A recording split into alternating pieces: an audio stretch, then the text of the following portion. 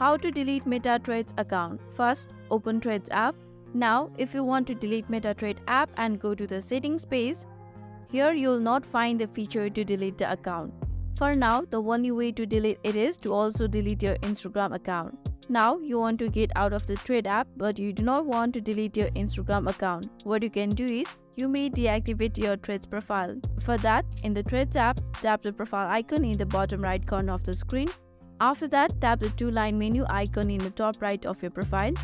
Tap Account option. Now, click on Deactivate Profile and tap Deactivate Trades Profile on the bottom. Once you are sure, confirm your choice to deactivate at the prompt. So, if you change your mind after deactivation, you can reactivate your Trades profile. Just bear in mind that you can only deactivate your profile once a week. So for now, this is the only way to delete MetaTrade's account. Hope you found this video helpful. Please don't forget to hit the like button and subscribe us for more tutorials. Thank you.